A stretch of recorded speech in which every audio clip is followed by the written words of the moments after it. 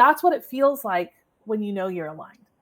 You no longer having to wonder, do I sound like someone else? Does my skin feel itchy when I say this on camera because it's not really me, right? Those are the little cues I look for myself. And when that happens, I'm just like, okay, no, I gotta just step back, stop second guessing myself, and own who I am. And I think those are the brands that make the biggest difference. That Marie Forleo shows up as Marie Forleo every day. Was it probably a journey for her to figure out how to just show up and own who she is? Yes. But I would honestly say that I think that is probably the hardest part of branding, is for us as individuals to step back and say, I don't have to be this perfect polished vision unless that is literally the thing that I am aligned to do and show up as every single day.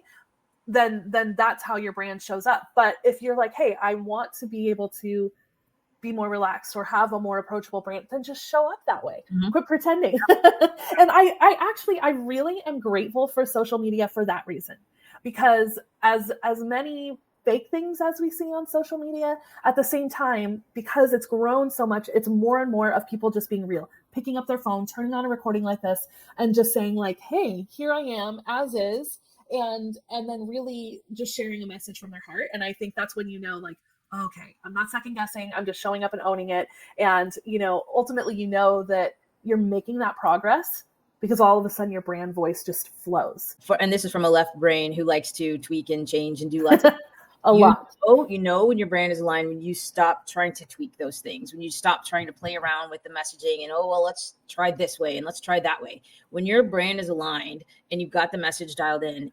you can go to your AI tools or however you create your content, and it flows. You don't have to stop and think about it. Sure, you can brainstorm with an AI about topics and this and that, but it's going to just flow out, and you're not going to be like, oh gosh, that doesn't sound like me. It's going to sound like you. It's going to have your messaging, your content, your brand voice, and then you don't have to sit there and play. And so that's a huge time saver once you're in as well. Yeah.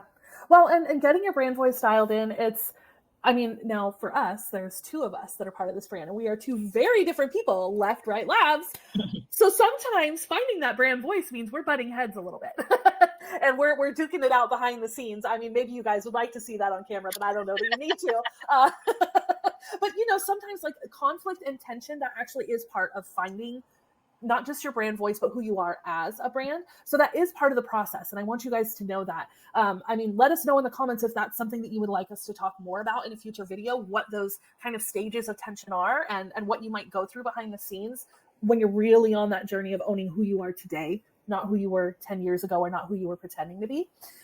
But yeah, when that voice just flows, it's finally speaking your language. You're able to, just off the cuff, when you run into somebody on the street, to be able to talk about what you do without fear. You don't need 10 minutes to explain all that you have to offer. We're here to help you build the brand you're meant to lead. That's a very straightforward, simple statement. Now, people are going to have follow-up questions, and that's good. Oh, how do you do that? Like, what is the process? That's a good thing, but you should be able to have one simple thing that you say right up front that really flows, and that's when you've got it dialed in.